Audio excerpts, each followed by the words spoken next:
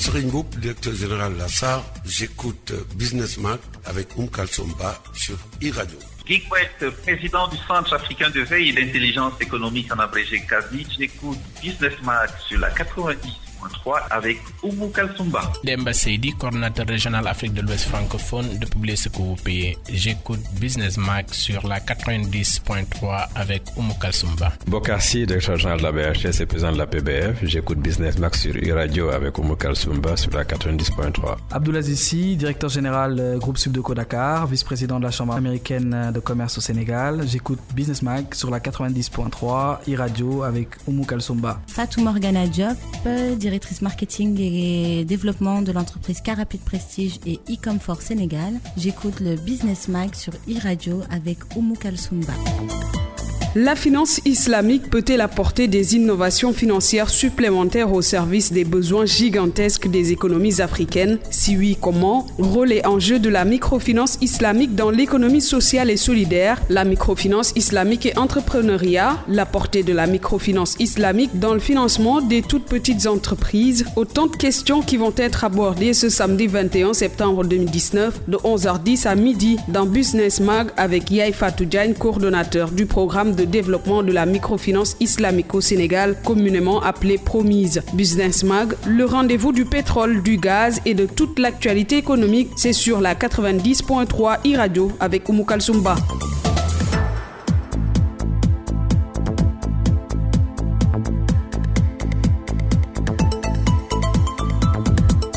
Merci de choisir ITV, merci d'être à l'écoute de la 90.3 e-radio. Bienvenue dans Business Mag, le rendez-vous du pétrole, du gaz et de toute l'actualité économique. La finance islamique au Sénégal, état des lieux, fondements, mécanismes et perspectives, notre thème du jour. Yaye Fatou Diagne, coordonnateur du programme de développement de la microfinance islamique, est là pour en parler. Le Promise, communément appelé Promise. Yaye Fatou, bienvenue. Merci beaucoup Oumou. Je commencerai d'abord par saluer les auditeurs et les téléspectateurs de ITV et e-radio. Et je suis ravie d'être là pour parler avec vous de la microfinance islamique au Sénégal. Plaisir partagé. Alors, pour camper le débat, je pense qu'il est important d'expliquer aux téléspectateurs et aux auditeurs c'est quoi la microfinance islamique ou la finance islamique. Alors, la finance islamique en général ou la microfinance islamique en particulier est un mécanisme de financement de l'économie qui trouve sa source dans les fondements de l'islam. C'est comme ça qu'on pourrait le définir en fait. Donc aujourd'hui dans notre pays, ce serait une alternative à la finance classique que nous connaissions depuis lors. Voilà. Donc alors, quels sont les fondements et les mécanismes de la microfinance islamique alors? Alors, vous savez, comme je vous l'ai dit tout à l'heure, la microfinance islamique trouve sa source dans la religion musulmane, dans la charia. Alors, qui peut être scindé en deux dimensions? Comme vous le savez, il y a la dimension qu'on appelle la dimension ibadat, c'est-à-dire tout ce qui est de l'aspect cultuel. Le culte, c'est-à-dire comment prier, comment faire le jeûne, les piliers de la religion qui sont indiscutables. Mais de l'autre côté, du moment que nous savons que la naissance de toute religion, c'était pour apporter un bien-être à une communauté. Alors, dans ce souci d'apporter ce bien-être-là, il y a une dimension socio-économique qui entre en jeu. Parce que l'individu a besoin de travailler pour améliorer ses conditions de vie. Ça fait partie des préceptes de l'islam. Exactement. Donc ça, c'est ce qu'on appelle la version mu'amalat. Bon, j'utilise les termes, ce sont des termes consacrés. Ce n'est pas pour faire un peu dans la technique, mais pour expliquer. Oui. Et la finance islamique a trouvé sa source dans cette dimension-là, qui est la relation entre les individus vivant dans une même société. Alors, c'est basé sur, déjà, premièrement, l'interdiction de l'intérêt, qui sont les fondements, le taux de la marge qui est utilisée devrait être inférieur au taux de l'usure, qui est dans la plupart du temps fixé par la banque centrale dans les États. Et aussi le traitement par rapport à la clientèle. Dans la démarche de la microfinance islamique, le soubassement est un soubassement de partenariat. Les deux, le bailleur et le client, vont en partenariat dans le type de financement, contrairement à la finance classique où le promoteur est seul responsable de son prêt. C'est l'argent qui lui est prêté et il y va dans son projet pour voir comment réaliser ou ne pas réaliser. Alors, dans la démarche de la finance islamique, c'est un partenariat. Et les pertes et les profits sont partagés. Donc, il y a l'aspect partage qui est très important, qui est une dimension fondamentale. Ce qui est différent des institutions classiques qu'on a l'habitude de voir. Tout à fait. C'est une démarche tout à fait classique, tout à fait différente de la démarche classique. Ce qui m'amène peut-être à vous poser une question. Comment ces institutions de microfinance islamique vont vivre? Parce qu'on sait que les institutions de banque classiques vivent des agios et des intérêts, alors que dans la microfinance islamique, cette pratique est interdite. Alors, ce n'est pas la pratique de l'intérêt, c'est différent de la pratique de l'intérêt. Ce n'est pas le même mode de calcul. Okay. Là, on parle de marge. Alors, le banquier islamique, c'est un banquier commerçant.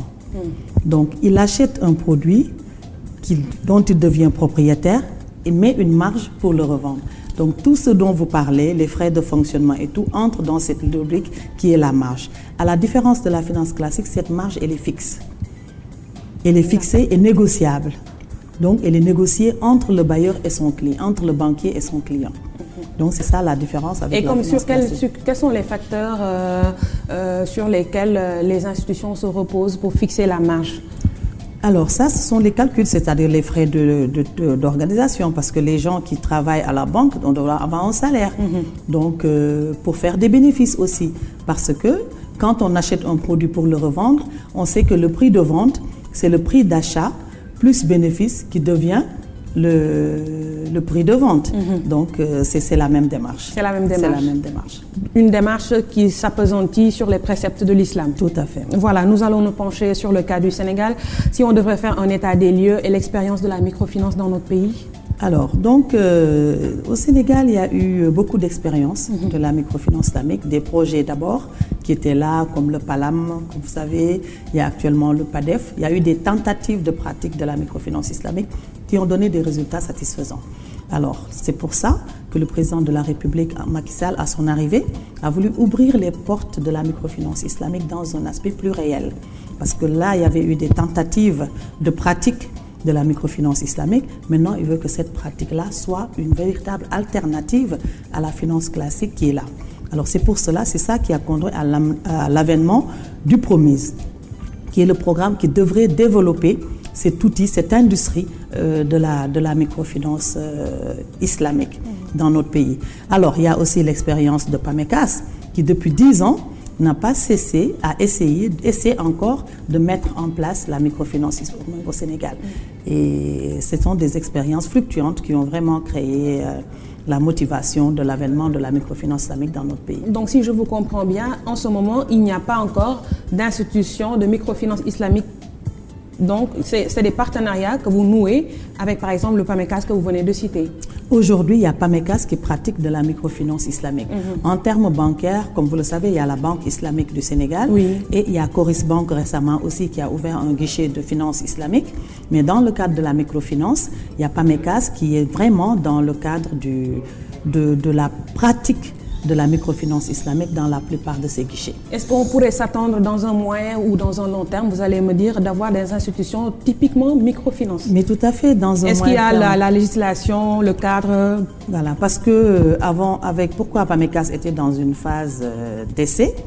Alors, avec la décision du président de la République d'ouvrir les portes du Sénégal à la microfinance islamique, il fallait une modification de la loi. Alors, la loi a été modifiée pour inclure maintenant dans les dispositions pratiques de l'article 6, maintenant la pratique de la microfinance islamique, parce qu'il y était autorisé tout simplement la microfinance classique. Donc, cette disposition ayant été prise, maintenant, il y a déjà des demandes qui sont au niveau de la DRS-SFD, qui est la direction de la réglementation, pour l'ouverture de guichets islamiques qui est en train d'être traités. Et ces demandes seront validées par la DRS et la BCEAO éventuellement. Et nous verrons en ce moment-là, et ce sera pour un très court terme, des guichets spécialement dédiés à la finance, à la microfinance islamique, mais aussi pour les institutions existantes, des fenêtres dédiés à la microfinance islamique. Parfait. Dans le cadre de votre tournée de sensibilisation et de communication, je parle du PROMIS, le programme de développement de la microfinance islamique au Sénégal a tenu une tournée nationale. Vous étiez à Kaffrine, Kaolack, Fatick, entre autres, pour ne citer que ces régions, et vous avez profité lors de ces tournées pour annoncer la création de 50 000 emplois et 50 000 micro-projets, oui, et 25 000 emplois grâce à la microfinance. En quoi faisant? Alors, dans notre mission, la mission du PROMIS, c'est d'installer déjà l'écosystème pour une pratique effective de la microfinance islamique. Mais de l'autre côté, nous devons vendre la microfinance islamique aux Sénégalais, que ça soit un produit qu'ils comprennent, qu'ils maîtrisent pour aller le consommer après l'installation. Donc nous agissons sur 2 registres. Nous travaillons avec les SFD pour l'installation des guichets, mais aussi nous avons un volet sensibilisation, formation et communication pour les populations, pour leur faire comprendre notre produit. Alors c'est dans ce cadre-là que nous avons initié cette tournée de sensibilisation. Comme vous le savez, dans un premier registre, la communication, il y a un effet entonnoir. Il faut d'abord faire un premier jet pour susciter l'intérêt et puis après peaufiner cette stratégie de communication par rapport au questionnement et faire des précisions au fur et à mesure. Alors c'est dans ce cadre-là que nous avons initié des CRD dans les 14 régions du Sénégal. Aujourd'hui, nous avons fait la moitié. Il nous reste l'autre moitié que nous devons terminer d'ici fin novembre, Inch'Allah. Et puis, c'est pour faire connaître la microfinance islamique et aussi la démarche du PROMIS. Parce que parfois, il y a des confusions. Certains entendent le PROMIS qui a un fonds de 47 milliards. Ils pensent que c'est un fonds, c'est des financements qui sont à disposition et qu'on doit distribuer. Alors que ce n'est pas le cas. Aujourd'hui, la seule organisation qui, je peux dire, bénéficie de fonds réels, qui est là et qui est prêt à le faire, c'est la délégation à l'entrepreneuriat rapide, l'ADER. Maintenant, nous, l'ADER utilise les canaux classiques existants, c'est-à-dire la finance classique, pour faire passer ces fonds. Nous avons des fonds islamiques. Nous ne pouvons pas les faire passer dans les canaux classiques. Il nous faut installer nos propres canaux de distribution. Et ce sont les canaux de distribution qui viendront avant les financements. Donc c'est pour juste préciser ça, pour que les gens ne puissent pas penser que notre produit est un enfant mort-né ou qu'il y ait des lentilles, ne pas se presser. Nous avons besoin de partager en réalité la dynamique et la démarche dans laquelle nous nous sommes installés. Vous venez tout de suite de citer l'ADER, cela m'amène à vous poser la question, est-ce que vous envisagez de collaborer peut-être avec l'ADER qui mène peut-être une mission comme la vôtre? Tout à fait. D'ailleurs, l'ADER, comme vous le savez, la volonté du chef de l'État est très claire. Aujourd'hui, l'ADER utilise les canaux classiques et l'ADER prévoit aussi de faire un volet finance islamique.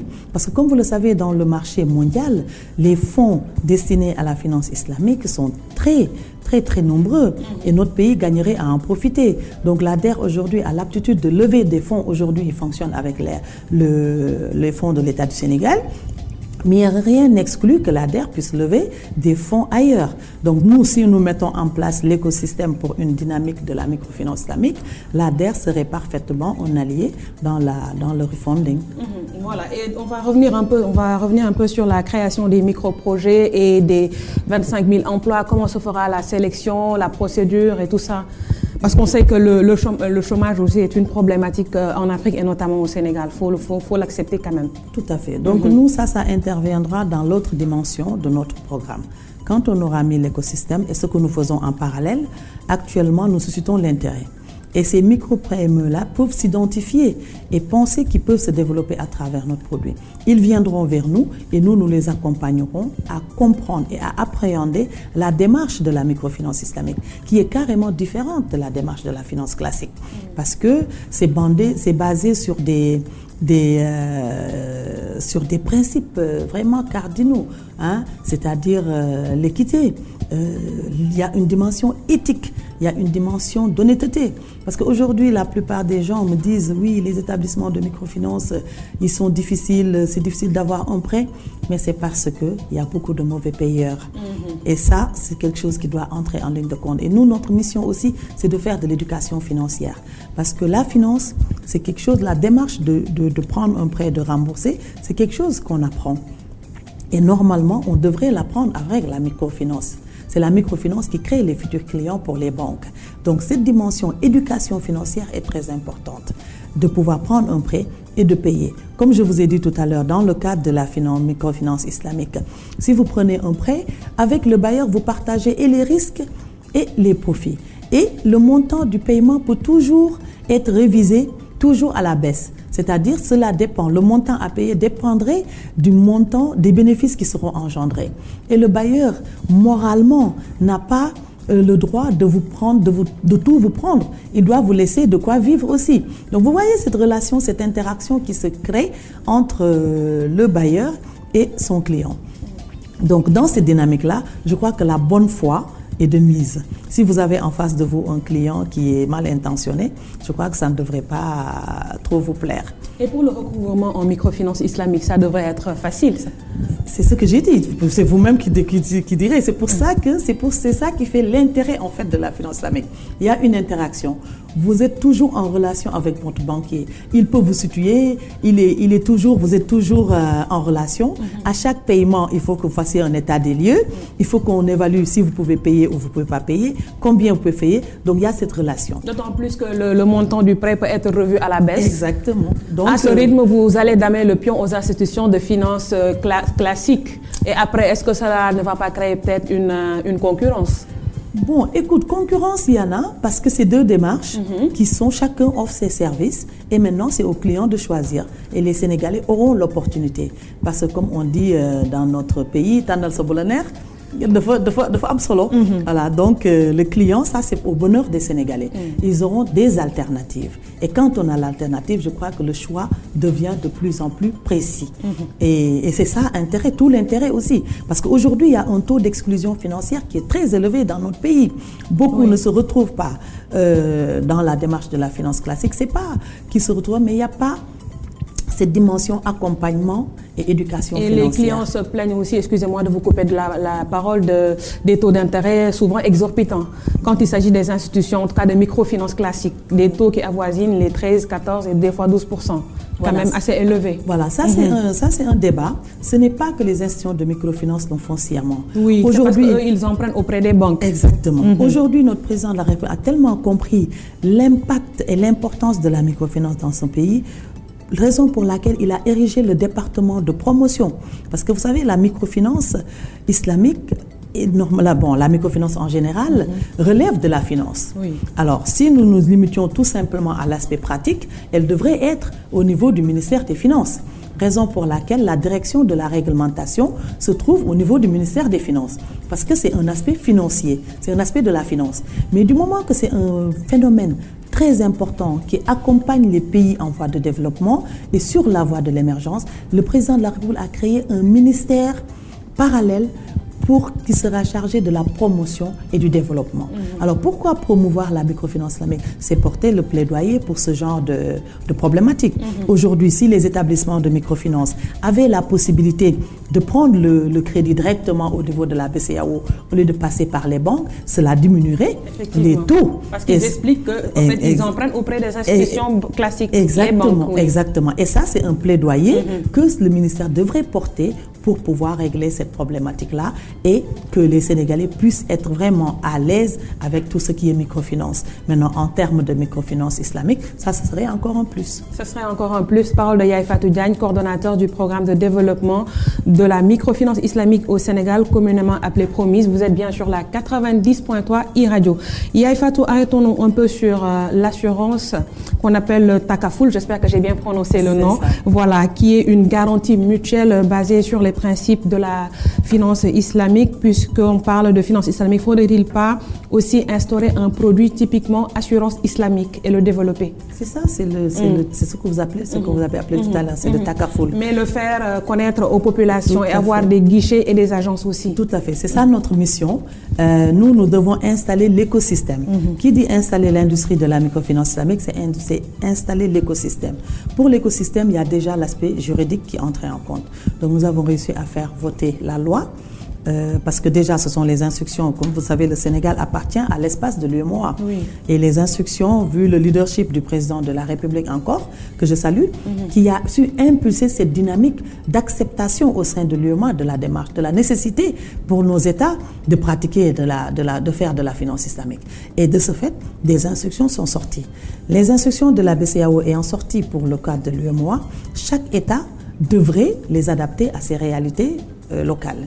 Et c'est ce que notre État a fait. La loi a été modifiée et votée pour permettre maintenant au Sénégal l'effectivité et la légalité de la pratique de la microfinance islamique.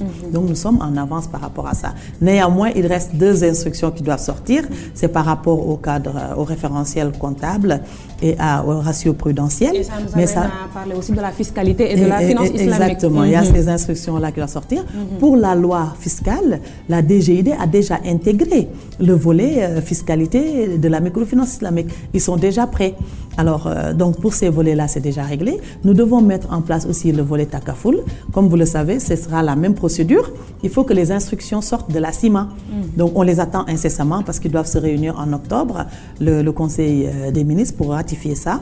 Et nous espérons que d'ici la fin de l'année, le Takaful maintenant aujourd'hui sera légal et l'Assemblée nationale votera la loi qui permettra la légalité de sa pratique. Aujourd'hui, elle n'est pas encore légale dans notre pays. Donc on attend que les instructions sortent pour faire ça. C'est notre mission aussi. Parce que nous devons mettre tout l'écosystème. Nous ne devons plus faire du tâtonnement pour essayer de faire de la finance islamique. Nous devons faire réellement de la microfinance islamique. Oui, faire réellement de la microfinance islamique. Si nous prenons par exemple le cas de la Côte d'Ivoire et du Maroc, ces gouvernements-là ont levé des soukouks et la finance islamique est très développée dans ces pays. C'est devenu une alternative pour financer les économies. Tout à fait. Parce que comme vous l'avez dit, c'est tout l'intérêt pour l'installation dans notre pays. Parce que tous ces pays-là, comme vous venez de le dire, la Côte d'Ivoire, le Maroc et même le Bénin, ils ont une institution comme le Promise. Le Mali récemment est venu pour partager, faire un benchmarking avec nous pour profiter de l'expérience du Promise pour l'installer au Mali. Les pays ont compris que la microfinance islamique a déjà fait ses preuves dans le monde, dans sa spécificité et dans sa capacité à lutter contre la précarité. Je n'aime pas trop le terme pauvreté, c'est pour ça que je préfère utiliser la précarité. Et c'est d'où l'intérêt que les États se mettent à l'ère de la finance islamique en général. Et figurez-vous que l'un des pays qui pratique le plus et le mieux la finance islamique dans le monde, c'est l'Angleterre. Oui. Et l'Angleterre n'a rien de religieux, n'a rien d'islamique. Oui. Mais c'est la pratique qui est basée sur une démarche vraiment rassurante. Ce qui montre que là, quelque part, la finance islamique est très dynamique et efficace et qu'elle ne pose pas la problématique de la laïcité, comme certains le pensent. C'est important, je pense, de l'éclairer ici. Exactement. Donc, c'est tout simplement, comme je l'ai dit, une alternative. C'est un produit. Ce qui est important, c'est que elle répond aux préceptes de la religion musulmane. Mais c'est tout simplement la démarche qui est vendue, la démarche et le produit. Donc, comme je t'ai dit, la religion est divisée en 2 catégories. Il y a l'aspect cultuel. Ça, c'est la foi, c'est l'individu par rapport à sa religion, qui sont des préceptes immuables. Mais tout ce qui est économie, tout le monde peut s'y sentir, mais à l'exception que la microfinance islamique en particulier, ou la finance islamique en général, ne peut financer des produits qui sont prohibés par la religion musulmane. Oui. Donc c'est tout ça, c'est le seul handicap, je dirais même pas handicap, mais cela répond... C'est une barrière handicap. C'est pas une barrière, mais moi je trouve que ça marque l'identité. Ça répond au nom et au concept. Exactement, exactement. Mais tout le reste est consommable. Et nos amis qui ne sont pas de la même religion, de la religion musulmane, les autres activités les concernent aussi.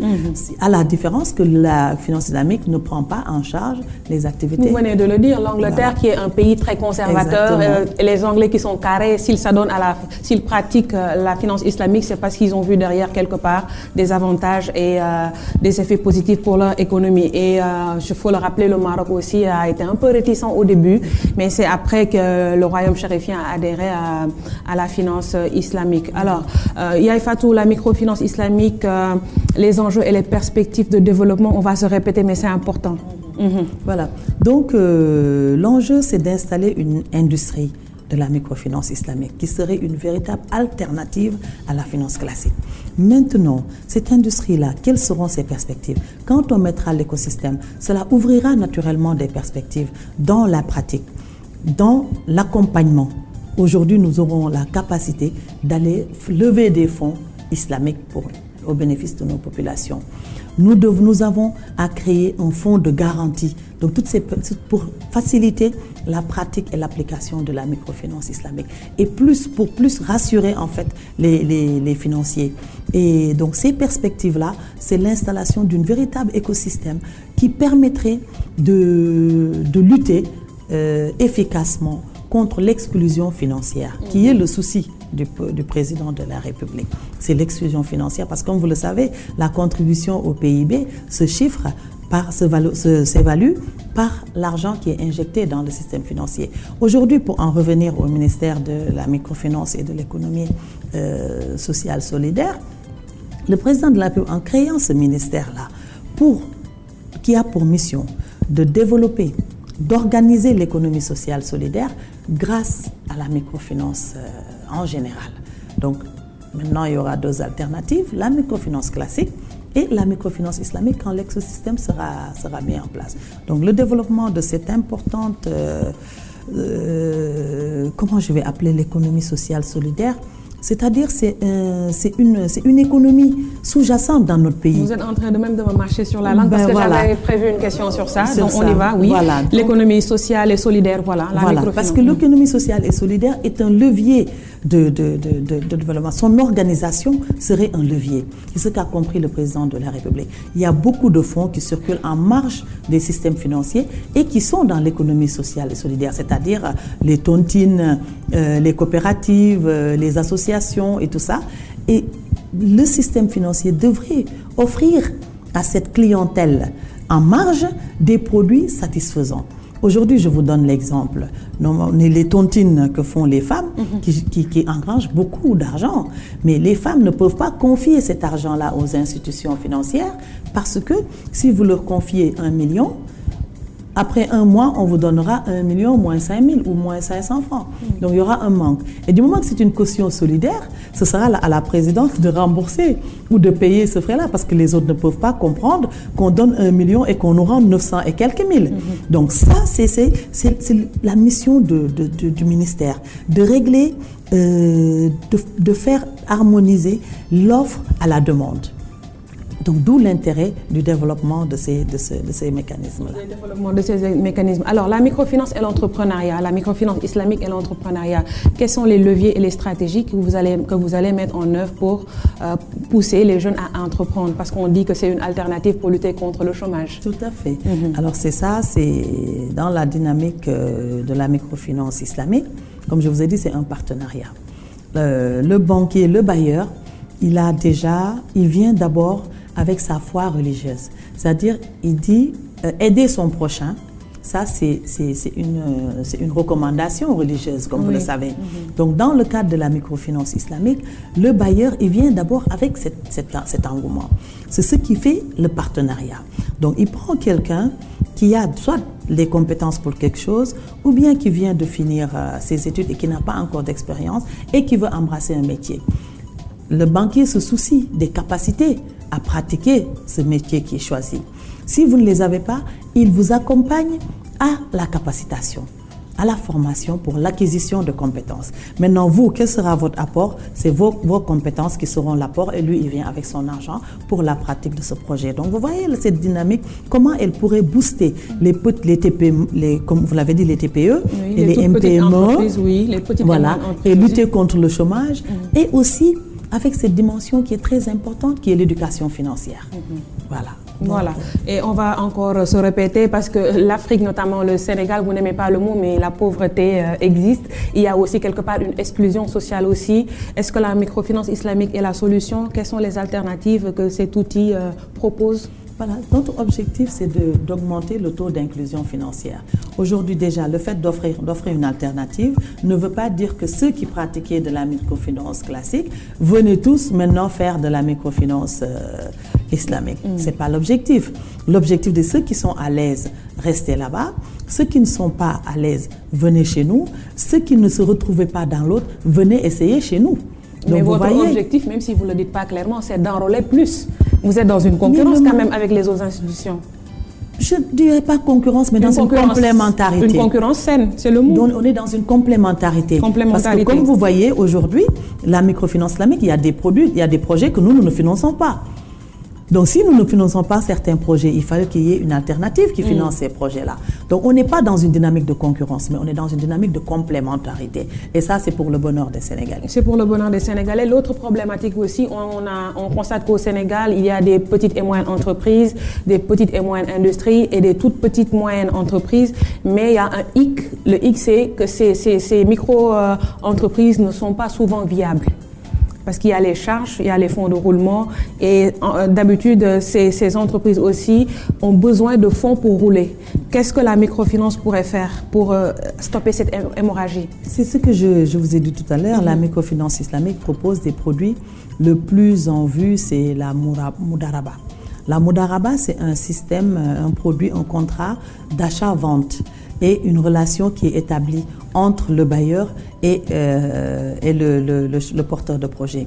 Et comme je vous ai dit, dans ces différentes registres, dans la capacitation, dans l'accompagnement, dans la formation, dans l'éducation financière, et c'est ça qui rendrait pérenne les établissements, les toutes petites moyennes entreprises dont vous parlez, qui sont souvent pas viable. Parce que le promoteur est laissé à lui-même. Il n'a pas d'expérience. On lui finance un projet. Il n'a aucune expérience sur la gestion, sur la capacité, sur le suivi, sur la pratique, la recherche de marché, la commercialisation. Et tout ça, le porteur de projet tout né a besoin de cet accompagnement-là. Et c'est cet accompagnement-là qu'offre nécessairement la microfinance islamique en particulier. Donc on peut considérer que la microfinance islamique est une aubaine alors pour les entrepreneurs sénégalais. Mais c'est une aubaine. C'est une aubaine pour les entrepreneurs sénégalais. Voilà, le rôle des fonds CAF, WAF ou CAF? WAF. Alors, comme vous le savez, dans la dimension religieuse, il y a différents types de produits. Alors, le WAF est issu de la zakat. Ça permet d'organiser la zakat, qui est un pilier de notre religion. Alors, les fonds de la zakat sont utilisés pour accompagner les musulmans. Au lieu de faire comment je le dirais, au lieu que tu l'apprends à pêcher. Tu l'apprends à pêcher. Alors, ce sont ces fonds zakat-là qui sont la plupart du temps utilisés comme pour des produits qu'on appelle le Had Hassan. C'est-à-dire, c'est le prêt à taux zéro. Le prêt à taux zéro qui se fait, on te prête 100 000, tu rembourses 100 000. Ces fonds-là, ce fonds permet de financer ça. Et aujourd'hui, comme on est un pays à majorité musulmane, aussi qui dit religion dit le respect des préceptes de la religion. La zakat étant un précepte fondamental, l'État a compris, et dans notre pays, nous le faisons de façon naturelle. Informelle, mais de façon naturelle, mais informelle, comme vous l'avez dit. Alors l'État a dit que nous gagnerions à organiser selon les préceptes. Et dans l'écosystème de la microfinance islamique qui est en train d'être mis en place, la haute autorité du WACF est mise en place pour gérer tout ce qui est fonds zakat, qui sera utilisé avec le WACF pour accompagner aussi des micro-petites entreprises et développer aussi, faire des financements. Mais le Sénégal, c'est vrai, est un pays laïque, mais à majorité musulmane, donc quelque part, nos parents chrétiens ne pourront pas bénéficier de ces fonds. Le destinataire, c'est pas exclu. C'est-à-dire c'est la contribution qui pose problème. Parce qu'aujourd'hui, si vous allez dans un établissement de microfinance, pour qu'on prélève normalement, la zakat est prélevée automatiquement dans le solde du compte qui devrait répondre à certaines normes. Je crois que c'est 595, le montant de 595 grammes d'argent.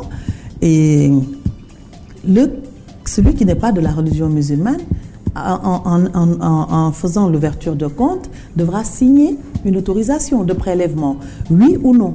Bon, naturellement, le musulman dira oui, mais le chrétien dira non, parce que c'est pas des préceptes de sa religion. Et ça fait pas d'exclusion. Maintenant, pour les bénéficiaires, vraiment, il n'y a pas de discrimination. Il n'y a pas de discrimination. On sait que dans les institutions de finances classiques, on prélève des impôts. Est-ce qu'on ne devrait pas, pour avoir un fonds zakat assez puissant, au lieu de demander aux clients de signer par oui ou par non, de leur imposer ça? Non, la religion, comme vous savez, n'impose rien à l'individu. C'est une obligation, mais la religion, Dieu n'impose rien à personne. Même le choix des canaux pour arriver à lui, il laisse au libre arbitre de l'individu. Donc ça, c'est tout simplement pour vous montrer la dimension humaine, en fait, de la religion, qui laisse à l'individu qui est doté d'une raison le libre arbitre de ses choix et de ses actes. Tout à l'heure, on en a parlé, mais je pense que c'est important de revenir. Le cadre réglementaire et légal de la microfinance en Afrique d'abord déjà et en particulier au Sénégal. Donc le cadre réglementaire est installé.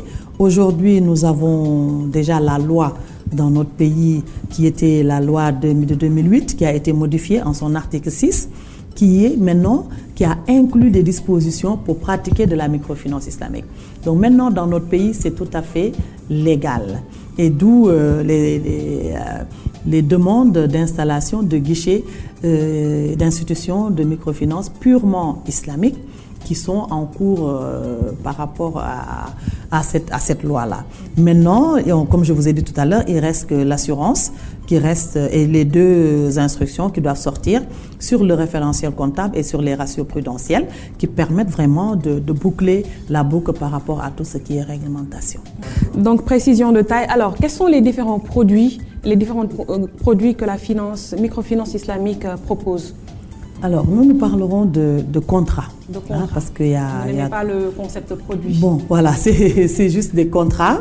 Alors, le contrat, il y a des contrats à base de vente qui sont le plus utilisés en fait, comme la Modaraba, la Mourabaha, l'Ijara, ce sont ces produits on peut faire la similarité avec un peu ce qui est offert par la banque classique, qui sont des contrats d'achat-vente et d'accompagnement à l'installation ou ce genre de choses.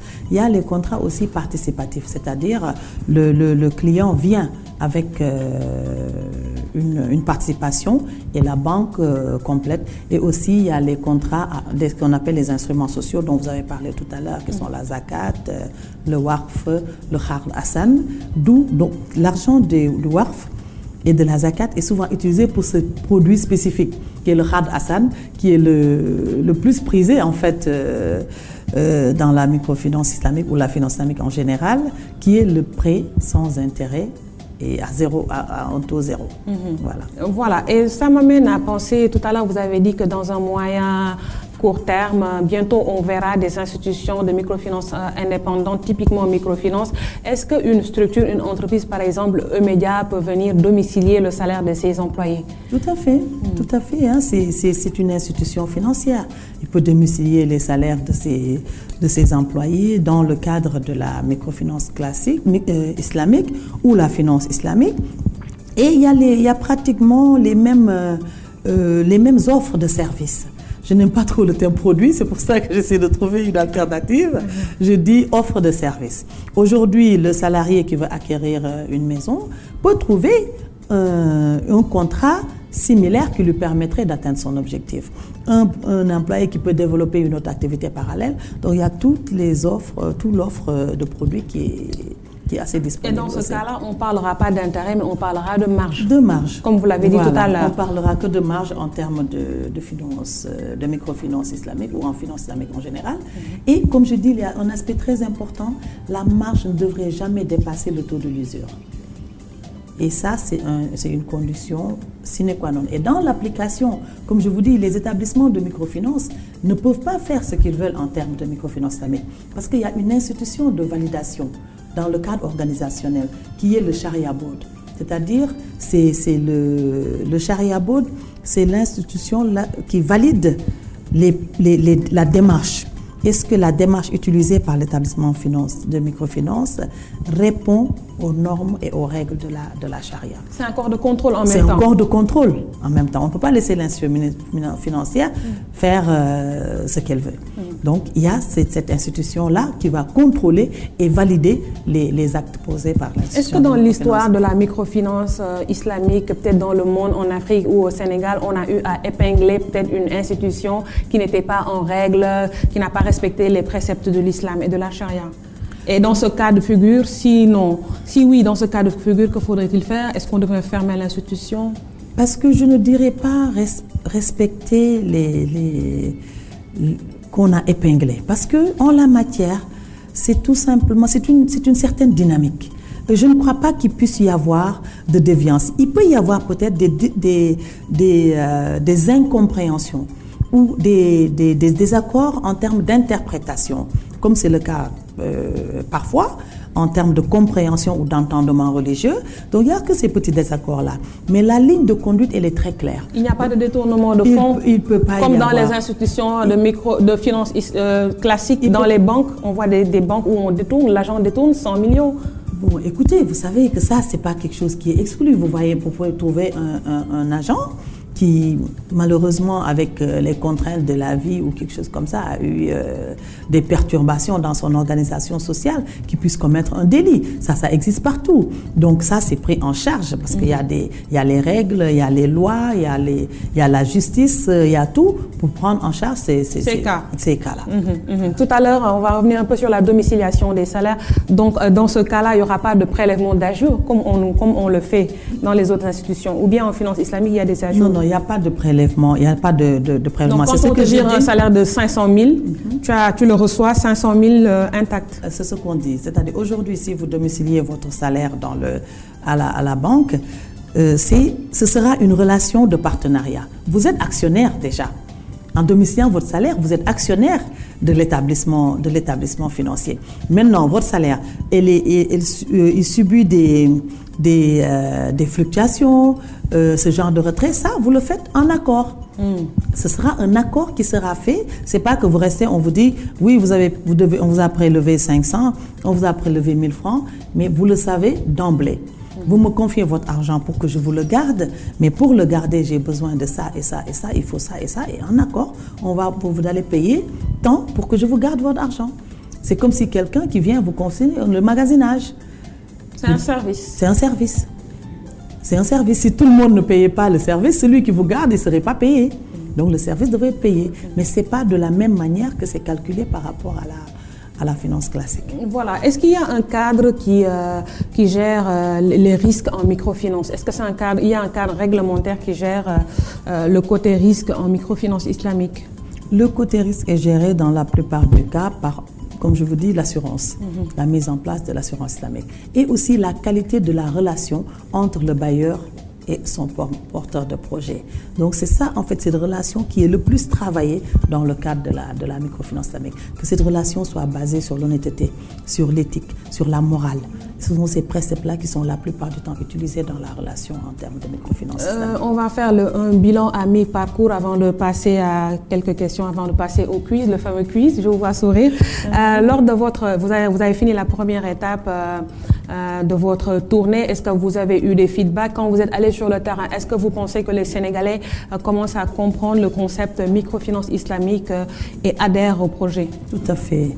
Alors nous, les CRD que nous avons fait, nous avons invité les porteurs de voix, si je peux l'appeler ainsi. Vous savez que le comité du CRD est constitué des personnes ressources des régions. Alors nous avons enjoint à ces personnes-là d'être les porteurs du message de la microfinance islamique auprès des populations. Et d'après nos expériences, vraiment, nous avons senti un engouement, vraiment, que la microfinance islamique serait la bienvenue, parce que les populations, comme vous savez, ce manque d'éducation financière est criarde. Et la microfinance propose une solution par rapport à ça, donc elle ne peut être que la bienvenue. Donc nos tournées de sensibilisation, on a atteint vraiment nos objectifs en termes de communication, en termes de sensibilisation et en termes d'appropriation. Et figurez-vous, aujourd'hui, PAMECAS, dans sa phase expérimentale, a eu à injecter, avec un fonds revolving de 700 millions, depuis 10 ans, plus de 5 milliards dans la démarche de la finance islamique. Donc c'est déjà connu. Des programmes comme le PALAM ont déjà fait 5 ans de pratique de tentatives de pratique de la microfinance avec des résultats satisfaisants. Le PADEF a fait, donc les gens, ils ont un peu une idée de ce que c'est et la démarche les rassure. Et nous, en venant en appoint pour leur montrer que c'est une activité qui sera pérenne, ça a encore un peu plus rassuré. Voilà. Aujourd'hui, quels sont les défis majeurs du développement de la finance islamique en Afrique et notamment au Sénégal? Alors, les défis majeurs, surtout au Sénégal, c'est de faire en sorte que les établissements de microfinance soient le plus proches des populations. Nous, notre mission, et comme l'a compris encore le président de la République, l'émergence du Sénégal serait la somme des émergences de toutes les localités. Il faudrait, dans les communes qui sont des communes rurales, il faut que l'activité économique soit développée dans les zones même les plus reculées de notre pays. Et ça, c'est notre mission. Et ça, c'est notre défi principal. Nous avons un programme, nous voulons faire une commune en SFD. Et ça, nous avons toute une démarche et toute notre idée pour mettre cela en place. Parce que comme vous le savez, je suis maire et je suis concernée par cette problématique. Je suis maire d'une commune rurale où il y a une activité économique, certes, mais cette activité a besoin de développement. Et ce qui développe une activité financière, c'est une activité économique, c'est la capacité de mutualiser les fonds qui circulent. Donc la présence d'établissements de microfinance dans les différentes localités est une nécessité. Et ça, c'est une des perspectives qui se dessinent vraiment. L'inclusion financière avec les opérateurs de téléphonie, est-ce qu'en finance islamique, vous envisagez des partenariats? Tout à fait. Ça aide beaucoup, en tout cas, pour les institutions avec classiques. Le digital payment. Donc tout ça, c'est inclus parce que la microfinance islamique, c'est une démarche financière. Donc, qui ne diffère de l'autre que de la démarche classique que par la conception et la démarche. Mais nos objectifs et nos ambitions sont les mêmes. Vos objectifs et vos ambitions sont les mêmes. Nous en arrivons au quiz. D'accord. Je vous vois sourire. Ben oui, je souris. Pourquoi? Parce que je ne suis pas toujours dans la connaissance en général. Personne n'est dans la connaissance en général. Voilà, donc moi, j'ai eu une formation scientifique, donc on est toujours dans la spécificité. Oui. Donc il y a des domaines précis, je me focalise sur des domaines précis, mais bon, j'attends de voir. Ce ne sera pas une échappatoire, vous allez participer au quiz. On y va? D'accord. Vous êtes prête? Oui. Oh, je sais que vous aimez le cinéma. Oui. Donc, première devinette, je suis acteur et réalisateur noir américain. Je suis né le 28 décembre 1954. Mon nom de famille est le même qu'une ville américaine. Qui suis-je? Denzel Washington. Parfait. 2. Je sais que aussi vous êtes fan de natation. Citez 3 types de nage. Alors, il y a la brasse. Oui. Il y a le crawl. Oui. Et il y a le dorsal. Parfait. Voilà. Est-ce que c'est difficile? Non, bon. On va réviser nos tables de multiplication. Oui. On va voir si vous apprenez vos tables de multiplication à l'école. D'accord. 9 x 7.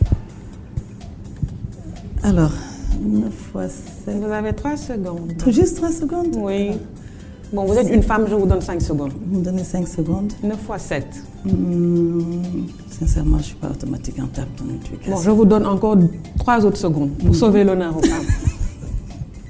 10 secondes maintenant. 3 x 9 x 7. Non, attends, tu me laisses un peu calculer, réfléchir pour ne pas réviser les tables de multiplication. Alors, j'entends des voix vous souffler. 9 x 7, 40. Non, attends, 56. Vous avez faussé, 63. 63, oh là là. 9 x 7, 63. Deuxième table de multiplication, 8 x 9. 72. Parfait. C'est ça? Vous êtes bien en mathématiques. Mais oui. C'est un bon exercice. Ça fait longtemps que je n'ai pas révisé. Mes enfants vont rigoler aujourd'hui. C'est bien. Les enfants. Je n'arrête pas de les... La dernière table de multiplication, c'est un cas de 6 x 6. 36. Parfait. Jusqu'ici, vous avez posé qu'une seule table de multiplication. Ben oui, c'est bien. J'étais pas... Voilà. Quelle est la capitale du Mali? Bamako, je crois. Voilà, dernière question. Je suis joueuse sénégalaise de basketball. Vous étiez ancienne joueuse de basketball. Oui. Voilà. Je suis née le 13 avril 1968 à Dakar. J'ai remporté 5 fois le championnat d'Afrique féminin entre 1984 et 2000. Qui suis-je? Mamati. Parfait. Donc vous avez fait un 4,5 sur 5. Donc c'est bien, c'est bien.